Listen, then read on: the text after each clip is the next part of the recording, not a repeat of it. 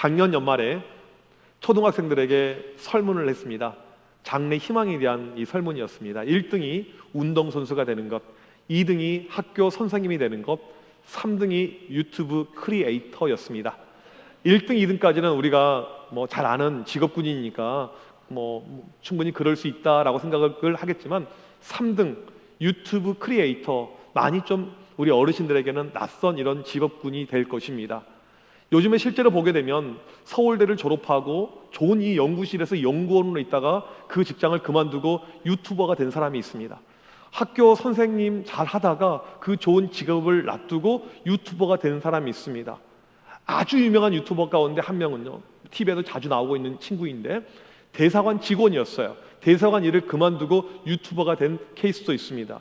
여러분 궁금하지 않습니까? 이 유튜브 활동하는 이 직업, 저는 설교를 준비하면서 너무 궁금해서 한 여행 유튜브에게 제가 연락을 해봤습니다. 용기를 내어서 당신은 어떻게 유튜버가 되었습니까? 이 질문을 던진 것이죠.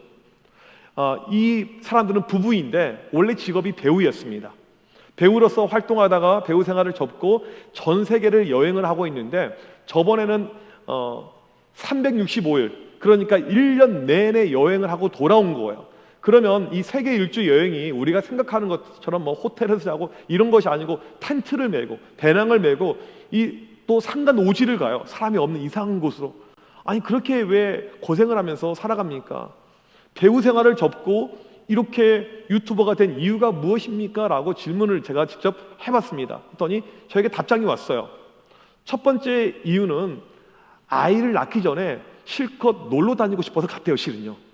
그런데 이걸 영상에 올리다 보니까 사람들이 호응을 해주니까 거기에 마음에 힘이 이렇게 생기게 되었다는 것입니다. 이 사람들이 원래 했던 것이 공연 예술이죠. 관객을 앞두고 나를 보여주는 그런 일을 했었고 그것을 통해서 인기를 구했던 이런 직업인데 영상 가운데 내 삶을 계속 오픈하는데 사람들이 반응을 해주니까 전에 내가 공연했던 것과 이게 너무 비슷한 이런 일이라는 거예요. 자기는 이 일이 너무 재밌고 흥이 나서 그 힘으로 지금 유튜버 생활을 하고 있습니다라고 그렇게 답장을 해줬습니다. 무엇인가 나를 움직이게 하는 힘이 있습니다.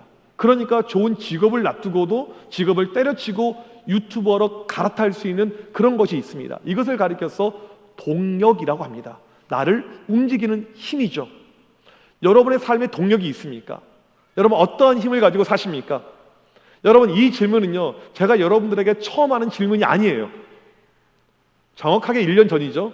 작년 6월 24일 날 여러분 주보가 있으면 설교 제목을 보세요. 그 제목이 무엇인지, 당신의 삶의 동력은 무엇입니까? 오늘 설교 제목과 동일한 제목입니다. 사도행전 24번째 설교예요. 전혀 기억나지 않으실 것입니다. 기억이 안 나야지 제가 설교할 맛이 나죠. 우리의 삶을 움직이는 동력이 과연 무엇일까? 이건 상당히 중요한 질문입니다. 지금 사도 바울이 13년간의 1차, 2차, 3차의 전도 여행을 끝나고 예루살렘으로 복귀하고 있는 이 내용이 오늘 본문의 내용인데 이 본문의 어떤 스토리를 보게 되면 사도 바울을 움직이는 그 동력이 나오고 있습니다. 오늘 우리는 이 말씀을 통해서 이 바울을 움직였던 동력이 무엇인가 이것을 보게 될 것이고 그런 가운데 우리의 삶에 필요한 동력이 무엇인가 이것을 살펴보도록 하겠습니다. 오늘 말씀 1절을 보게 되면 그 전에 바울이 밀레도에서 에베소 장로들에게 먼저 설교를 합니다. 마지막 설교를 하죠. 이 바울이 마지막 설교를 하는데 고별 설교였고 다시는 교인들을 보지 못하기 때문에 이제 정말 이 간절함 가운데 이 설교를 하게 됩니다. 그리고 헤어져요. 이 작별의 순간이 성경 원어를 보게 되면 떨어지지 않으려고 하고 있는 이 에베소 교회 이 장로들의 모습을 보게 됩니다. 얼마나 바울이 귀했는지, 그들의 목회자가 얼마나 특별했는지 떨어지지 않으려고 하는 그런 간절함과 절박함의 이 모습이 밀레도에서의 마지막 모습이에요.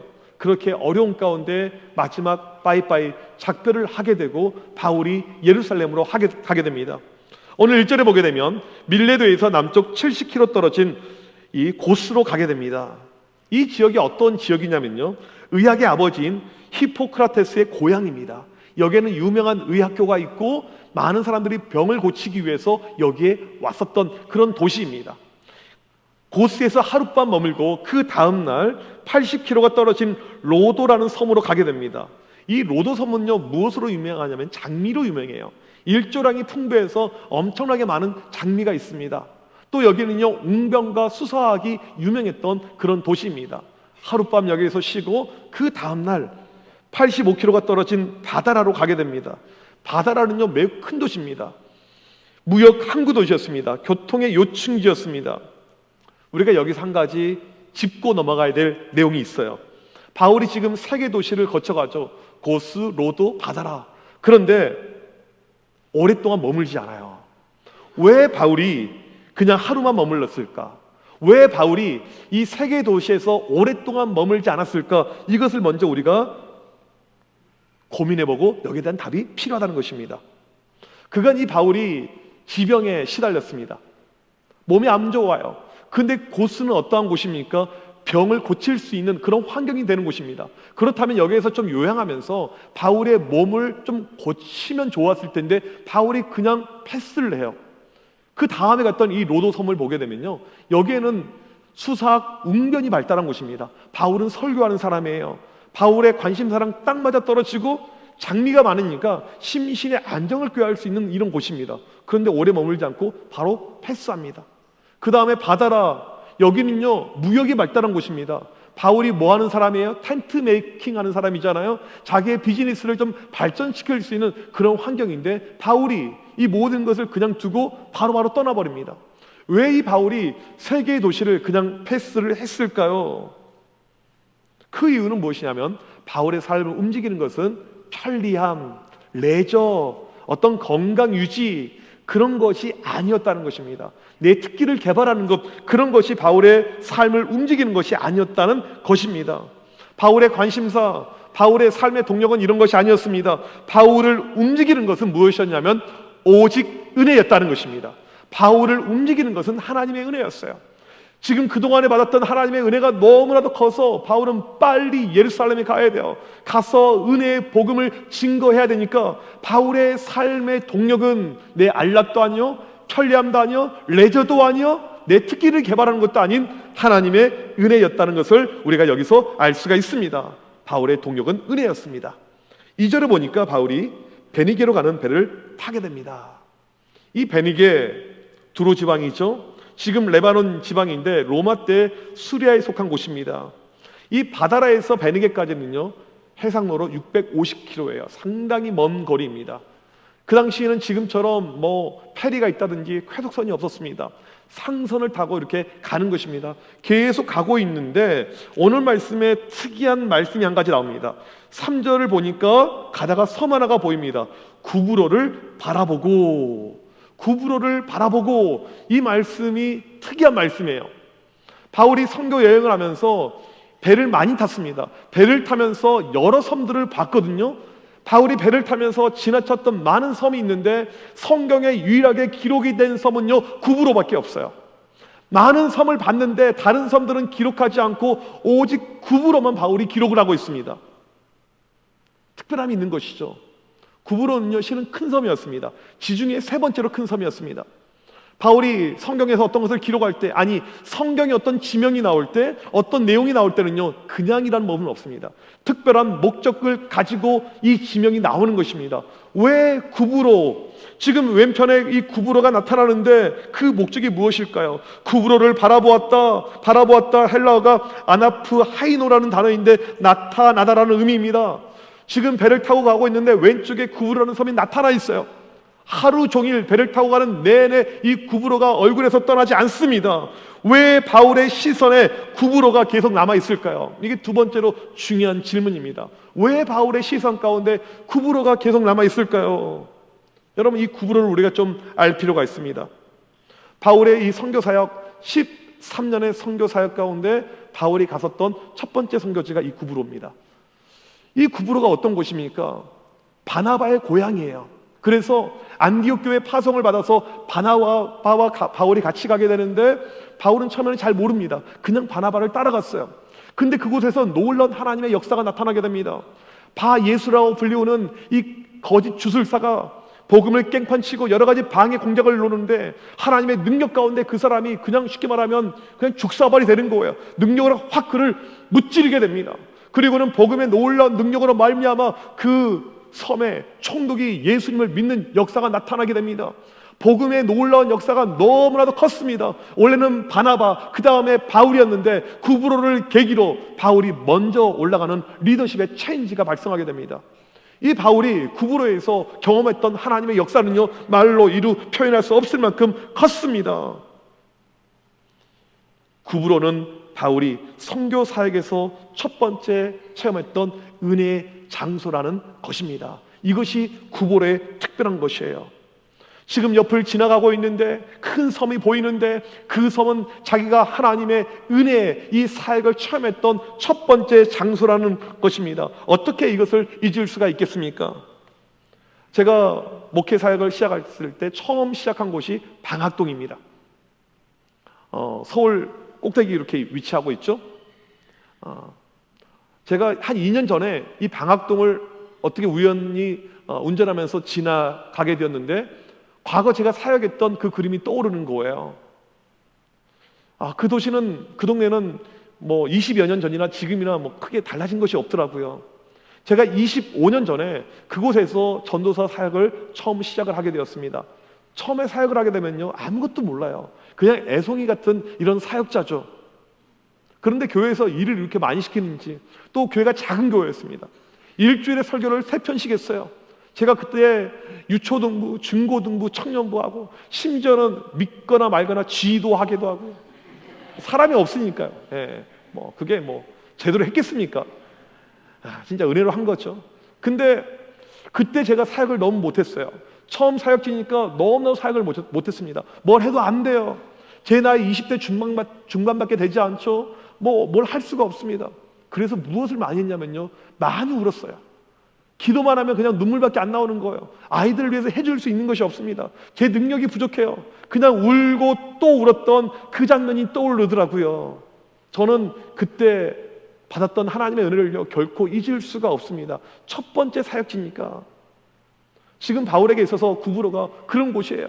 첫 번째 사역지, 하나님의 놀라운 은혜를 체험했던 그 사역지, 은혜의 장소, 이게 바로 구브로였다는 것입니다. 여러분에게 구브로가 있습니까? 내가 하나님께 첫 번째 하나님의 일을 하나님을 통해서 감당했던 그 장소, 그 자리, 하나님께서 나를 교사로 임명해 주셨습니다. 하나님께서 나에게 교회에서 이런 포지션으로 임명해 주셨습니다. 내가 이 직분을 받고 처음 감당했던 그 역할, 그 위치, 그 모습, 바로 그것이, 그 곳이 여러분의 구브로라는 사실입니다. 첫 번째 은혜의 사역의 장소. 이렇게 구브로를 보면서 이 배가 베니게로 가게 됩니다. 그리고 두로에 배가 정박을 하게 됩니다. 이 두로는요, 아주 큰 도시입니다. 고대의 최대 해운 도시였습니다. 여기서 화물을 내리고 배가 다음 장소 둘레마이로 가기 전까지 일주일 동안 대기를 하게 됩니다. 바울의 일행들은 여기서 제자들을 찾아요. 이 두로가 어떠한 곳이냐면 마가복음 7장에 보게 되면 예수님께서 두로를 방문해서 귀신 들린 이 여자의 몸에서 귀신을 내어 쫓습니다. 귀신을 쫓은 장소예요. 그러면서 이 두로의 제자들이 만들어지게 됩니다. 바울이 1차 전도 여행 때 두로를 거쳐가거든요. 그때 제자들을 만나고 지금 10여 년 만에 다시 만나는 모습입니다. 얼마나 반갑고 얼마나 그리웠겠습니까? 그런데 이 제자들이 오늘 말씀 바울에게 뭐라고 이야기하냐면 4절에 보니까 성령의 감동으로 바울더러 예루살렘에 들어가지 말라 이렇게 이야기합니다.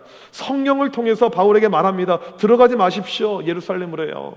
예루살렘에 들어가지 말라. 이게 헬라어 문법으로 미완료형입니다. 미완료형은 반복의 의미예요. 한 번 이야기한 것이 아니고 재차 강조하면서 또 강조하면서 절대 들어가면 안 됩니다라고 이야기를 하고 있습니다.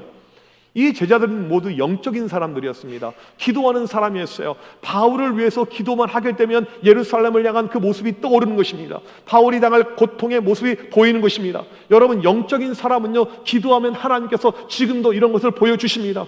나를 향한 것만 보여주는 것이 아니고요, 내가 기도하고 있는 사람, 다른 사람을 향한 그 앞길을 하나님께서 지금도 보여주세요. 지금 이들은 성령을 통해서 바울에게 가지 말라라고 이야기를 하고 있습니다. 바울이 이곳에서 며칠을 더 보내요. 그리고 이들과 작별을 하게 됩니다. 헤어져요. 그리고 30km 떨어진 돌레마이로 가게 됩니다. 또 여기서 60km가 떨어진 가이사라로 가게 됩니다. 이 가이사라는 예루살렘으로 가는 마지막 길목입니다. 그리고 거기서 초대교회 7집사 중 하나인 빌립의 집에서 기거를 하게 됩니다. 그런데 오늘 말씀 보니까 빌립의 딸 4명이 등장하는데 모두 처녀였다라고 이야기합니다. 이 말은 무엇이냐면 결혼할 정년기가 되었는데 모두 결혼을 하지 않고 있다라는 뜻입니다. 요즘에 보게 되면 이 결혼하지 않는 이 자녀들이 많이 있습니다. 과거에는 이제 나이가 30대 때로는 40대가 되어서 결혼하지 않고 있으면 많이 속상을 했고 지금도 속상하실 거예요. 부모님 입장에서는. 우리 교회 이렇게 신방을 가보게 되면 가정마다 거의 한 명씩은 다 있어요. 이제 아주 그냥 사회적인 게 현상이 돼가지고 그렇게 흉이나 흠이 되는 시대는 아닙니다. 그런데 고대는 달라요. 이때는 정년기가 되게 되면 10대 중반이나 후반이 되게 되면 무조건 여자들은 결혼을 해야 됩니다. 한 명의 딸이 아니고 4명의 딸이 다 결혼하지 않고 있습니다. 왜 이들은 결혼하지 않고 있을까요? 오늘 말씀이 우리에게 주는 힌트가 있습니다. 이들은 영의 사람이었어요. 하나님의 일에만 집중하는 사람들이었습니다. 어떻게 보면 고의적으로 결혼하지 않고 하나님과 소통하고 교제하면서 하나님의 일에 집중하는 가운데 결혼을 포기한 그런 인물들이라는 것입니다. 영적인 존재들이죠. 그러니까 매일의 삶이 기도만 하는 것이고요, 매일 말씀만 보고 있는 것이고요, 이렇게 하루 종일 살고 있습니다. 여러분들은 도통 이해가 안 될 거예요. 어떻게 하루를 그렇게 보낼 수가 있을까? 실제로 그런 사람들이 지금도 있어요. 하루를 기도만 합니다. 다른 것 하지 않고요. 우리는 성도들끼리 만나도 성도의 교제가 필요하죠. 오늘 목장 모임합니다. 어디서 식사하세요? 이런 벌써 우리는 이미 정해놨어요. 제가 이야기 드렸죠. 식당을 예약할 때는 청암교회를 꼭 예약하시라고. 겹치면 청암교회가 크니까 교인들이 많습니다. 그렇게 이야기를 하시라고요. 이게 간접적인 교회 전도가 될 수가 있습니다. 우리는 교인들끼리 만나지만 식사도 하고 커피도 마시고 이런 교제가 필요하다고 생각합니다. 그런데 진짜 영적인 사람들을 보게 되면요, 그것 없이 영적인 교제만 하는 사람들이 있습니다. 영적인 깊이가 다른 것이죠. 제가 미국에 있을 때 미국에 어떤 모임이 있었냐면, 지금도 있는데 내셔널 프레어 커미티라는 모임이 있습니다. 국가적인 기도 모임이 있어요. 몇백 명의 사람들이 거기에 들어가 있는데, 이 사람들은 국가적인 위기나 어려움이 있으면 같이 기도 제목을 놓고 기도하는데, 한 번씩 전체 모임이 있습니다. 날짜가 와요. 장소가 공지가 됩니다. 그러면 한 날 그들이 모여서 무엇을 하냐면 기도해요. 미국 나라가 크지 않습니까? 보통 기도 모임의 장소가 호텔 컨벤션 홀이에요. 공항 옆에 있는 큰 도시의 공항 옆에 호텔 컨벤션 홀에서 이들이 기도 모임을 하게 됩니다. 사람들이 비행기를 타고 모여요. 미국 전역에서 모입니다. 그들이 그날 와서 하는 것이 무엇인 줄 아십니까? 그 멀리서 4시간을 비행기 타고 와서 기도만 하고 바로 헤어집니다. 기도만 하고 바로 헤어져요. 우리는 총회나 노예 모임하게 되면 꼭 식사를 해야 돼요. 다과를 해야 됩니다. 이것이 필요하다고 꼭 생각을 해요. 그런데 영적인 사람들을 보니까 그런 것 없이 오직 기도만 하고 헤어지는 그들의 모습을 보면서 제가 도전을 정말 많이 받았습니다. 빌립의 4명의 딸들이 그런 딸들이었습니다. 기도만 하고 살아가는 거예요. 늘 성령과 교통을 하고 있습니다. 오늘 왜 빌립의 딸들이 등장을 하고 있냐면 그 다음에 인물 때문에 그런 거예요. 이 빌립의 4명의 딸이 교제하고 있었던 다른 영적인 사람이 있는데 아가보 선지자입니다. 이 사람은요, 아주 뛰어난 영적인 사람이었어요. 이 사람 역시 기도만 하는 사람인데, 기도하는 가운데 하나님께서 환상을 보여주고 앞길을 예언하는 능력을 주셨는데, 로마 이 클라우디스 황제 때 큰 재난, 큰 흉년이 있을 것을 이미 보여줘서 이걸 정확하게 맞춘 역사적인 인물입니다. 이 아가보가 이 빌립의 집에 들어오자마자 바로 그에게 성령이 임하는 것입니다. 보통 집에 오게 되면 앉으세요, 좀 대화도 나눌 텐데, 들어오자마자 계속 기도하면서 들어왔기 때문에 기도하면서 들어오자마자 성령이 그에게 임하는 거예요. 갑자기 허리춤에서 허리띠를 확 꺼냅니다. 그리고 바울을 가리켜서 이야기합니다. 이 허리띠로 자기의 팔을 묶으면서 당신은 예루살렘에 가게 되면 이렇게 묶이게 될 것입니다. 결박을 당할 것입니다. 그 이야기를 바로 전달해 주고 있어요. 보고 있는 사람들이 깜짝 놀라죠. 여러분, 지금 공통적인 일이 있습니다. 바울이 대륙에 들어간 다음에 성령의 사람들, 기도하는 사람들, 영적인 사람들이 바울을 향해서 공통으로 이야기를 하고 있습니다. 바울은 결박당할 것이다. 바울은 잡혀 들어갈 것이다. 바울은 끌려갈 것이다. 바울은 어떻게 될지 모른다. 이것을 이야기를 해주고 있습니다.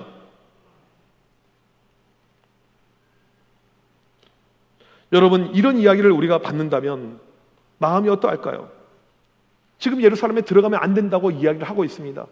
사람들이 자꾸 그렇게 울면서 이야기하니까 바울의 마음도 매우 힘들어집니다.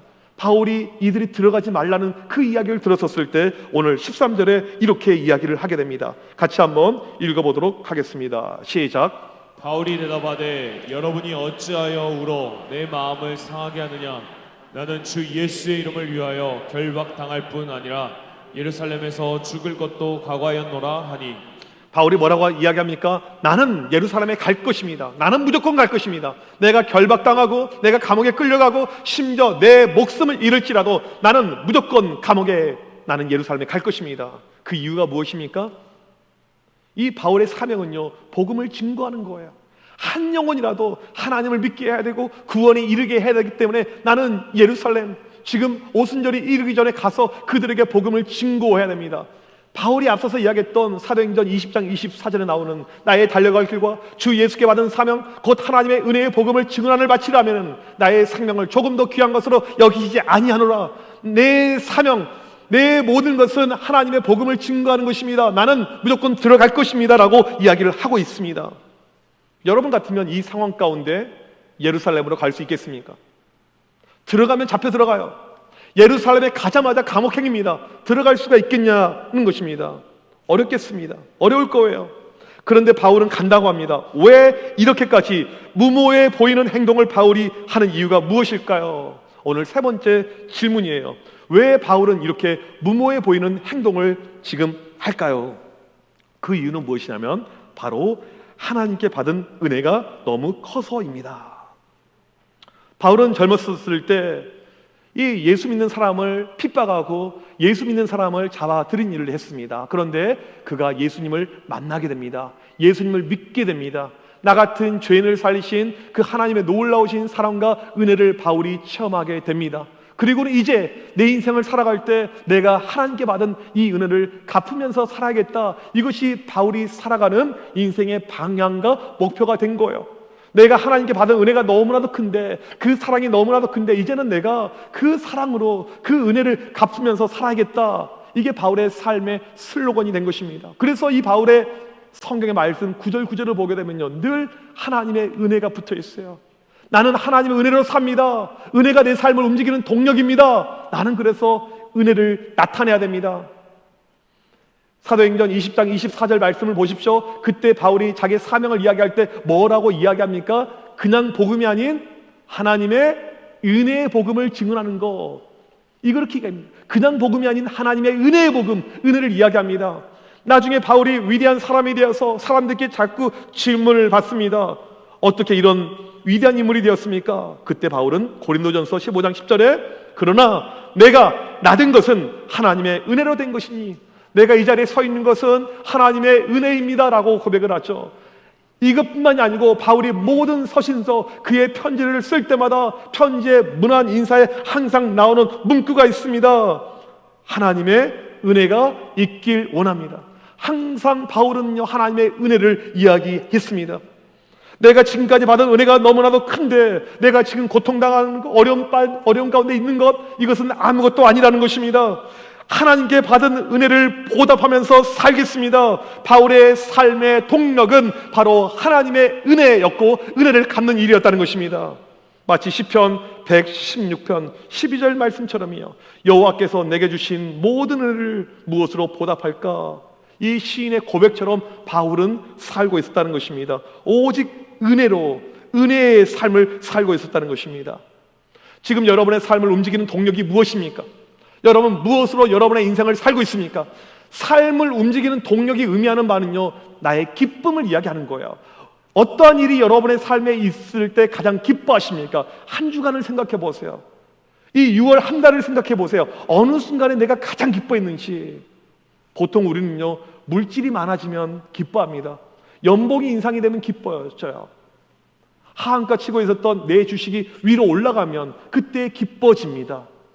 내가 정말 만나고 싶었던 친한 지인과 너무나도 재미난 모임을 갖고 놀러 갔는데 너무 행복했어요. 그때 우리는 기뻐지죠. 자녀가 너무너무 잘 자라고 있어요. 공부도 잘하고 이 아이가 너무너무 잘 크고 있습니다. 그때 우리는 기뻐지죠. 건강에 어려움이 있었는데 건강 검진을 받았더니 이 건강에 어려움이 하나도 없는 거예요. 이럴 때 우리는 기뻐집니다. 여러분, 이런 것이 여러분의 기쁨이고 삶의 동력이라면 여러분은 예수 믿지 않는 자랑 아무런 차이가 없다는 것입니다. 삶을 살아가는 방향이 있고 삶을 살아가는 목표와 목적이 있는데 그것이 무엇이냐는 거예요. 삶의 동력이 무엇이냐, 이것은 우리의 삶에 너무나도 중요한 것입니다. 여러분, 하나님께서 하나밖에 없는 아들 독생자 예수 그리스도를 보내서 그 이름으로 말미암아 구원받으신 것을 믿으십니까? 믿으십니까? 믿었다면 우리의 삶의 동력은 역시 하나님의 은혜여야만 합니다. 나의 나된 것은 하나님의 은혜이죠. 다른 것이 아니에요. 내가 오늘 예배를 드릴 수 있는 것, 내가 오늘 호산나로 설 수 있는 것, 내가 오늘 봉사하는 것, 모든 것은 전부 다 하나님의 은혜라는 것입니다. 우리의 삶의 동력은 하나님의 은혜여야 됩니다. 시편 기자의 고백처럼 우리 역시 내가 무엇으로 하나님께 보답할까? 내가 어떻게 하면 하나님의 기쁨을 위해서 살아갈까? 내가 어떻게 하면 하나님께 내가 작은 거라도 내가 해드릴 수 있을까? 이것이 우리의 삶의 모습이어야만 합니다. 무엇으로 살길 원하십니까? 우리 역시 동력이 하나님의 은혜여야만 합니다. 하루를 시작할 때마다 나에게 새로운 생명을 주신 하나님의 그 은혜에 감사하고, 하루를 마무리할 때마다 오늘도 함께 하신 하나님의 은혜에 감격하는 모습이 여러분의 삶에 있습니까? 은혜가 있다면, 삶의 동력이 은혜라면 예배를 대충 드릴 수가 없어요. 내 평생에 가장 귀하고 소중한 시간은 한 번의 예배입니다. 언제 내 인생이 끝날지 몰라요. 언제가 내 인생의 마지막이 될지 모릅니다. 한 번 들은 그 예배가 내 인생에서 가장 귀한 감격의 시간이 되는 것입니다. 여러분의 삶의 동력이 하나님의 은혜라면 기도 생활을 그렇게 대충 할 수가 없는 것입니다. 하나님을 만나고 소통하는 기도가 내 삶에서 가장 소중한 것입니다. 여러분의 삶의 동력이 하나님의 은혜라면 불평불만할 수가 없는 거예요. 모든 것이 감사이죠. 오늘 예배 드림도, 오늘 헌신할 수 있음도 내 삶의 존재 자체가 감사이고 하나님의 축복이라는 것을 우리는 알 것입니다. 여러분, 무엇으로 살길 원합니까?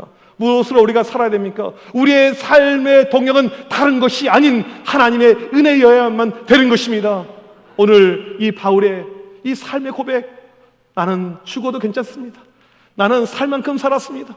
예루살렘에 들어가겠습니다. 마지막까지 복음을 바치겠습니다. 그 고백이 어떻게 나온 고백입니까? 은혜 때문에, 받은 은혜가 너무나도 컸기 때문에 이런 고백이 나오는 것입니다. 하나님은 여러분을 사랑하시고 지금도 우리 가운데 은혜를 주고 계십니다. 여러분, 오늘 그 은혜를 기억하면서 이제 내 인생을 살아갈 때 세상의 방식으로 사는 것이 아니고 하나님의 은혜로 살게 하여 주셔서, 오직 은혜가 내 삶에 동력되게 하여 주셔서 간절히 기도하는 우리 모두가 되시길 주님의 이름으로 축복합니다. 우리 이 시간 자리에서 일어나셔서 함께 이 찬양 고백 드리기를 원합니다. 내가 누려왔던 모든 것들이, 내가 지나왔던 모든 시간이, 내가 걸어왔던 모든 순간이 당연한 것이 아니고 하나님의 은혜였습니다. 우리 이 시간 이 찬양의 가사 고백하도록 하겠습니다.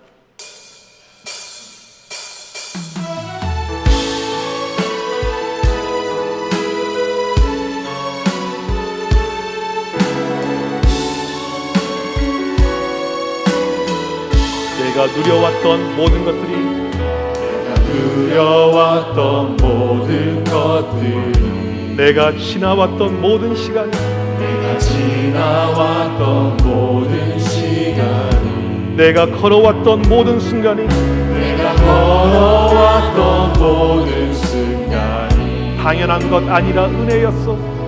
당연한 것 아니라 은혜였어. 아침 해가 뜨고 저녁에 노을, 아침 해가 뜨고 저녁에 노을, 봄의 꽃향기와 가을의 열매, 꽃향기와 가을의 열매, 변하는 계절의 모든 순간이, 변하는 계절의 모든 순간이 당연한 것 아니라 은혜였어. 당연한 것 아니라 은혜. 모든 것이 은혜, 모든 것이 은혜, 은혜,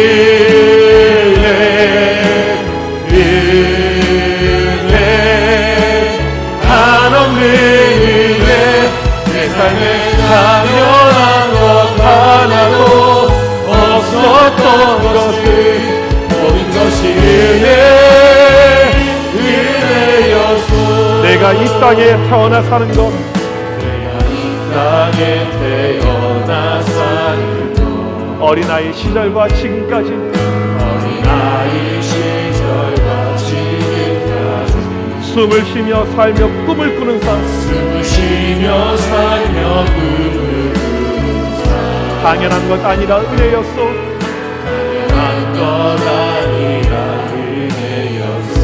내가 하나님의 자녀로 살며 내가 하나님의 자녀로 살며 오늘 찬양하고 예배하는 삶, 오늘 찬양하고 예배하는 삶 복음을 전할 수 있는 축복이 복음을 전할 수 있는 축복 당연한 것 아니라 은혜였소. 당연한 것 아니라 은혜 모든 것이 은혜, 모든 것이 은혜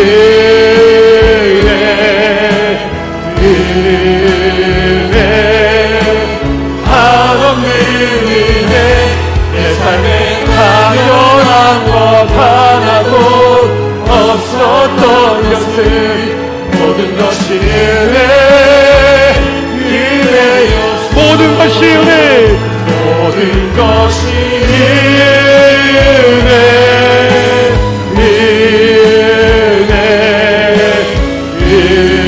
은혜 한없는 은혜 내 삶에 당연한 것 하나도 없었던 것을 모든 것이 은혜였소. 우리 시간 기도할 때 하나님께서 우리에게 베풀어 주신 은혜를 기억하면서 기도하길 원합니다. 나 같은 죄인 살려주셔서 구원해 주신 놀라운 은혜를 기억하면서 기도합시다. 하나님, 은혜를 기억하며 살게 하여 주시옵소서. 이제는 오직 은혜로만 살게 하여 주시옵소서. 내 삶의 동력이 인간적인 것, 세상적인 것이 아닌 하나님의 은혜가 되게 하여 주시옵소서. 오직 하나님의 은혜를 힘입어 살 수 있도록 역사하여 주시옵소서. 우리 시간 주여 한번 외치고 간절히 기도합니다. 주여, 하나님 아버지, 이 시간 간절히 기도합니다. 하나님 아버지, 오늘 또 우리가 이 자리에 있어 이 자리에 기도하니까 이 모든 것이 하나님의 은혜임을 고백합니다. 나는 것은 오직 하나님의 은혜임을 고백합니다. 하나님 아버지, 나 같은 것을 사랑하겠습니다. 아버지, 예수님의 십자가의 보혈로 살려주시고 오늘 또 구원에 이르며 하나님의 자녀로 살게 한 하나님의 놀라운 은혜를 기억합니다. 하나님, 우리의 삶에서 하나님의 은혜를 기억하며 살게 하여 주옵소서. 하나님의 배수가 하나님의 은혜를 기억하게 하여 주옵소서. 하나님, 우리를 너무나 사랑하신 그 하나님의 놀라운 은혜를 기억하게 하여 주옵소서. 그 은혜로 말며 기뻐하게 하여 주옵소서. 그 은혜로 말며 즐거워하게 하여 주옵소서. 그 은혜로 말미암아 감사하게 하여 주옵소서. 하나님, 우리의 삶의 동력이 다른 것이 아닌 하나님의 은혜 되게 하여 주옵시고 은혜로 살게 하여 주옵시고 은혜의 주의 자녀 되게 하여 주옵시고 은혜로 주의 백성 되게 하여 주옵시고 하나님의 시간 간절히 기도합니다. 세상적인 걸로 기뻐하는 것이 아니라 세상적인 것으로 즐거워하는 것이 아니라 오직 하나님 한 분, 오직 주님께서 감사하며 만족하며 은혜까지 살게 하여 주옵시고 주의 시간 간절히 기도합니다. 오늘 우리 가운데 은혜가 넘쳐나갑니다. 주님이 주신 놀라운 은혜로 말미암아 하나님의 놀라운 은혜로 말미암아 살아가는 주의 모든 백성들 되게 하여 주옵시고 하나님 역사하여 주옵시고 하나님 주장하여 주옵시고 하나님 은혜로 일하여 주옵시고 은혜의 백성들 되게 하여 주옵시고 은혜로 살게 하여 주옵시고 은혜의 놀라운 역사에 살게 하여 주옵시고 하나님의 은혜로 살아주옵시고 주의 모든 백성들 되게 하여 주옵시고 이 시간 간절히 주옵시고 하나님의 은혜를 갈망하며 은혜가 충만하며 은혜의 삶을 가지고 주의 모든 백성들 하나님 아버지, 오늘도 우리가 존재, 오늘도 우리가 살아가는 것 하나님의 은혜 되게 하여 주시옵소서. 하나님 아버지, 감사합니다. 하나밖에 없는 아들 독생자 예수 그리스도를 통해서 저희를 구원해 주심을 감사합니다. 바울의 고백처럼 나의 나된 것은 오로지 하나님의 은혜임을 고백합니다. 하나님의 은혜가 너무나도 큰데 내 방식대로, 세상의 방식대로 살 때가 너무 많았음을 고백합니다. 우리를 불쌍히 여겨주시며 이제는 오직 하나님의 은혜로만 살게 하여 주시옵소서. 우리의 삶의 유일한 동력이 하나님의 은혜 되게 하여 주시옵소서. 오늘 또 놀라운 그 은혜를 체험케 하여 주시옵소서. 지금은 우리 주 예수 그리스도의 크신 은혜와 하나님 아버지의 무한하신 사랑하심과 성령님의 이루 교통하심이 오직 은혜로 살길 원하는, 은혜가 삶의 동력이길 원하는 주의 모든 백성들 머리머리 위에 지금부터 영원토록 함께 있을지어다. 아멘.